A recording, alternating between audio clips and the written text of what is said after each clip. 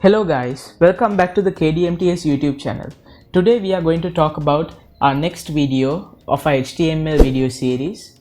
We are going to talk about HTML text formatting. So let's get right into the video.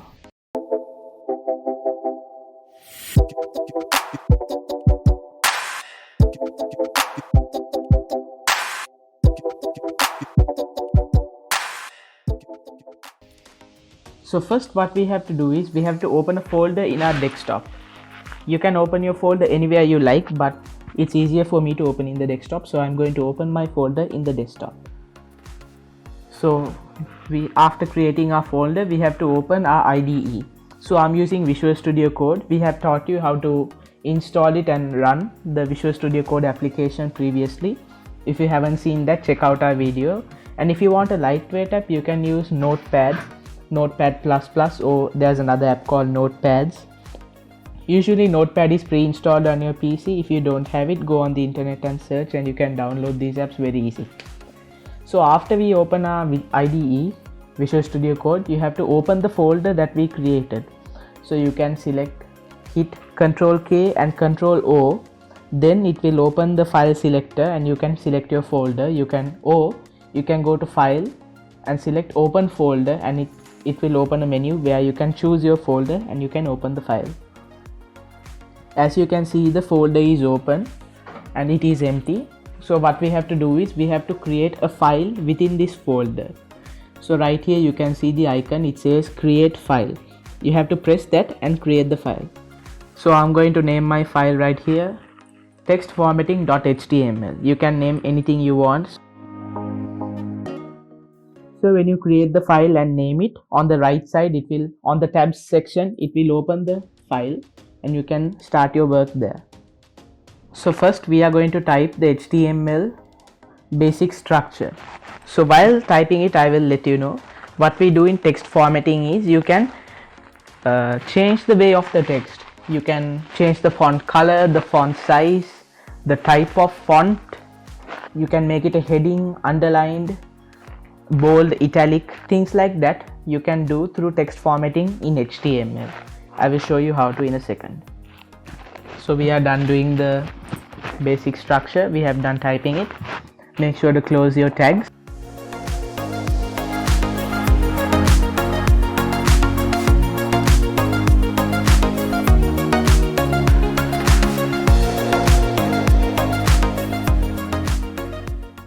So first I'm going to show you the heading tags. So there are 6 heading tags. It goes from, the tag is bracket h1 and then close bracket. Like that you can go from h1 to h6. So here after you type h1, you have to put the closing bracket as well. So you put bracket /h1, then it's the closing tag of the h1 tag. So I'm going to type my sample text as KDMTS group, and I will type from 1 to 6 and show you how it works.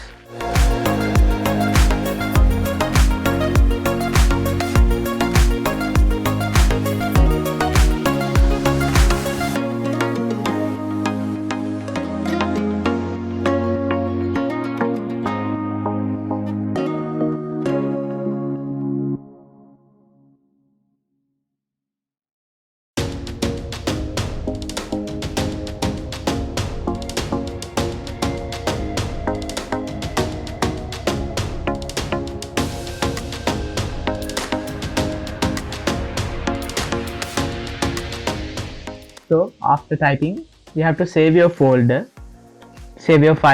folder, and then we have to open the browser, and we can open our project file in the browser. So when you go to the desktop, when you go back to the desktop and open the new folder, you can see our file saved there. You can open that and it will take you to the browser. So as you can see here, our file is opened in the browser right now, and when we typed our basic structure, we put our heading and then we put the title, said HTML text formatting. So you can see here it says HTML text formatting. So these are the headings right here. H1 is the most prominent one. It is the biggest one, as you can see here, and once you go down the line, the bigger the number, the smaller the heading. You can see the text has been change to a bolder font, and it is slightly bigger as well than a normal heading. So H1 is the biggest, while you go down H2, H3, H6, it gets smaller every step.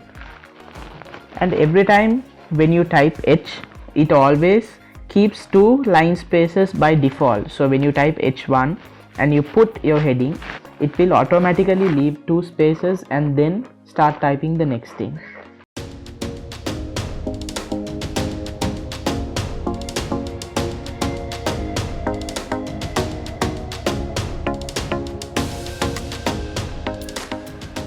I have typed a normal font in the bottom as well, so you can see the difference between the headings and the normal text.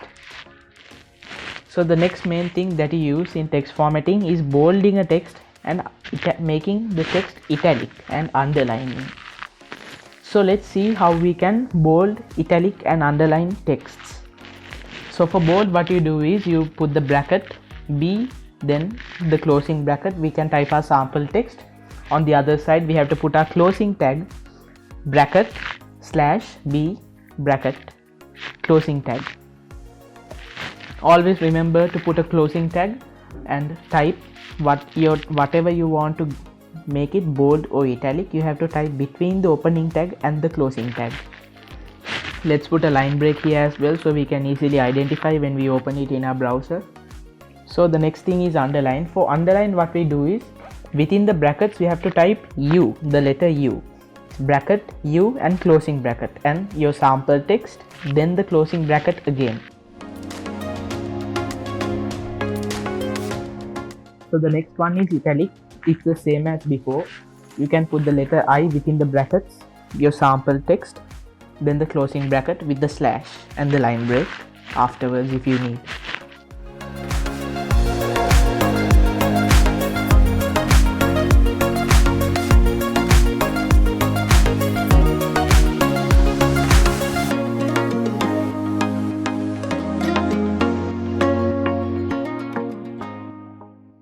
So you can see here, first we have the normal text without any add-ins.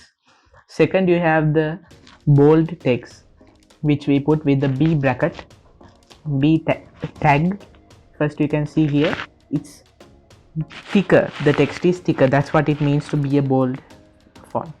The next one is underline.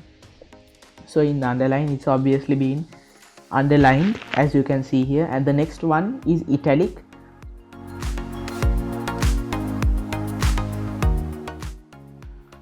So instead of the bold, U and I tags, you can use alternative tags.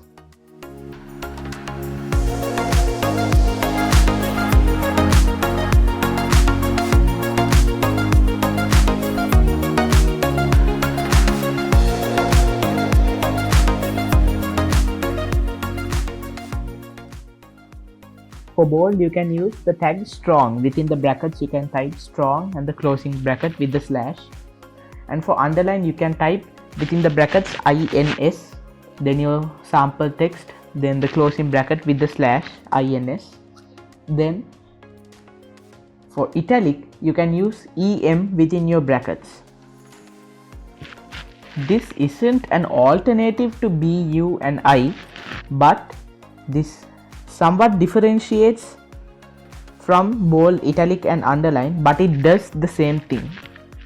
So when we go to our browser and refresh, you can see here the strong text has made the text bold, and the INS tag has made the text underlined.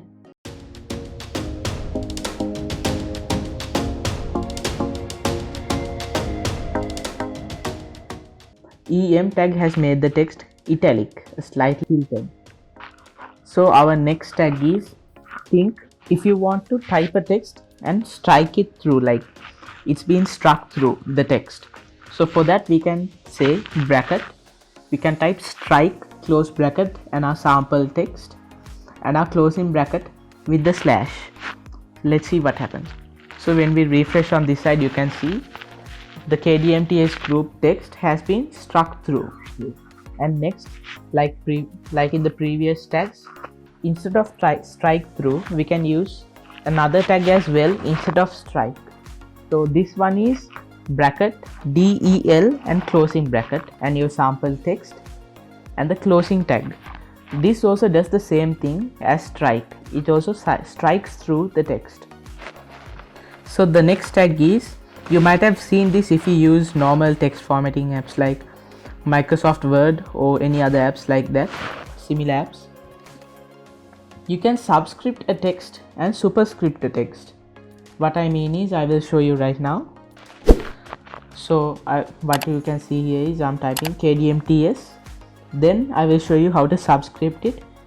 I type 𝕂𝕄𝕃𝑠 in the bracket, sub closing bracket, and my other text what I want to subscript, I am going to type group, and I am going to put sub again with the closing tag as a slash and a line break. And if you come to this side and refresh, you can see 𝕂𝕄𝕃𝑠 is the normal font and the group is the subscripted font, so it's slightly lower and a smaller font as well. That's what it means to be subscripted. So this is very useful for scientists and students as well. When you're writing formulas, this can be really helpful to you. So for an example, when we do this, we can take glucose for an example. Let me type and show you. So you can see here glucose C6H5OH. We have subscripted the numbers and you can see it types perfectly fine. Really useful for students.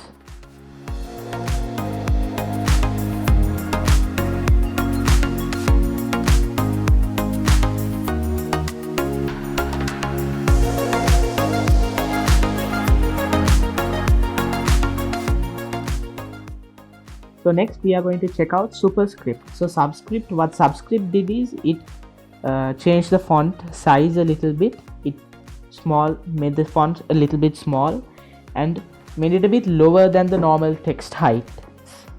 So what superscript does is it does the same thing as changing the font size and takes the font a little bit higher than the normal text. Takes the superscripted text a little bit higher than the normal one. So I will type and show you. So 𝕂𝕄𝕃𝑠, then bracket sup close bracket, and the text I want to superscript is group, and I will put the closing tag with the slash and a line break. And as you can see here, when you refresh, it has 𝕂𝕄𝕃𝑠 is the normal text and group is the superscripted text. So it's slightly smaller font and it's higher than the normal text height. And I will show you another example where we can use this. So here I just typed x square, so it's useful for students again and other people as well. I wouldn't know other examples to tell you, but this is very useful for us. So let's go to the next tag. So then the next thing that we can do is we can change the font color in even Microsoft Word or whatever app you use for text formatting. You might have seen you can change the font color. So let's see how we can do that while making a website on HTML.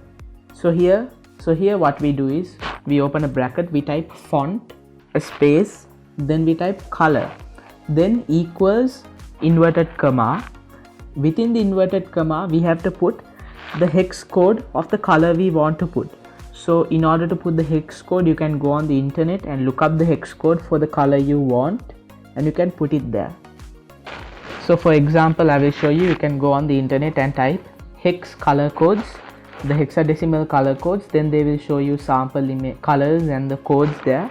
You can even look up a chart. They have charts on the internet for the hex codes for every color. So you can copy the code and bring it to your file and you can put it there between the inverted commas and you can see what happens. So right now I want to make my text red color. So I'm going to type on the internet the color code of the color red, the hex code for the color red, and I will go and I can copy this right here. So I can copy it and come back to my project file, and within those inverted commas that we put previously, we can put the code between the commas. So right here you can see you put the font color equals inverted commas. Within the inverted commas you have put the hex code and you have to close the font tag. So to close, you don't need to close the color tag and the font tag. You just need to close the font tag and it will close everything. So once we type something with the font tag, everything that's done within it is part of the font tag. So you only need to close the font tag, and after you close it, in between the starting tag and the ending tag, you can type whatever the text you want. So if we come back to our web browser and we refresh the page, we can see the 𝕂𝕄𝕋 group text is there in red color. Now we have learned a couple of text formatting tags. So let's say you want to put all of that into one word or sentence. So I'm going to copy the same font color tag, and copy it down here, and I will show you. Let's say you want to bold one part or italic one part. I will show you how to do that. So you can see here I brought back the font text, and 𝕂𝕄𝕋 I want it to be bold.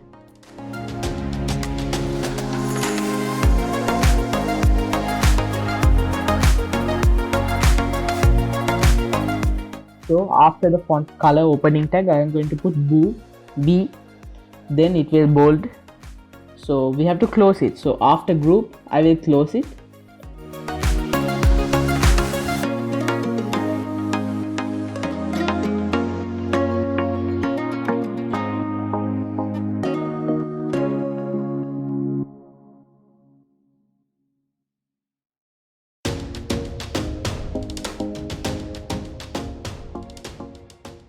Can refresh on this side and see 𝕂𝕄𝕋 group text has been changed to a bolder font.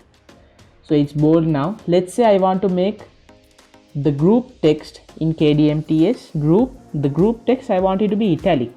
So I'm going to come back to our text here and put I before group, and after group I'm going to put I, because only group needs to be italic. So I will put group. On the two sides only I will put I and the closing tag for I, and we can come back here and refresh and see. So remember, when you are closing the tag, the last tag that you closed is the last tag that you opened. The last tag that you opened should be the one that you close first. So if I say I opened font, then I opened bold. So I don't close font first. So I open font first, bold second. So I close bold first, then I close font. No matter how many tags you put, that's how you have to close it. That's the order. The last tag that you open should be the first tag that you close. So now you can see how to use HTML text formatting tags, and everything is typed in within the HTML basic structure, as you can see. So the next thing we do is, there is another tag called commenting. So what the comment does is, when you are typing in the code file, you can type something between the comment. So let's say you type something in the code file and you don't want it to be on the output or your website screening. So you can write that between a comment, and it will hide it from the website but still be in your project file. I will show you how to do that now. So what we do is bracket, and you can put an exclamation mark and 2 dashes. That's the comment tag, and the closing tag will be 2 dashes and the bracket. So since I'm using Visual Studio Code, you can clearly see that the text got commented. When I put the exclamation mark and the 2 dashes, the text after that becomes little colorless or grayish, if you will. So if I close it back, it will come back to its normal color, and the parts that is within the comment will only be like colorless. The text will become colorless, and the rest will be like that. So you can clearly see that it's commented within something like this. If you miss the comment tag and you forget that it's commented, you can see right there. That's one of the advantages of using a good IDE. So I will show you on this side how it works. So you can see here I have opened the comment tag and everything is colorless, and on this side, if you can refresh and come and see, everything is gone except for the title and the heading tags. So what we can do is, we have to close the comment tag and you can take it back. So now if we put the comment closing tag here, I have put it around the heading tags. So if we come to this side and refresh, you can see only the heading tags are missing and rest of the text is still there.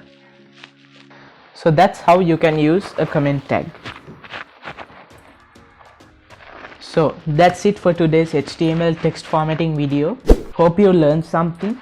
If you did, please leave a like and please comment to our video and share it with your friends so they can learn as well. Thank you for joining us with the KDMTS group. Catch you guys with the next video.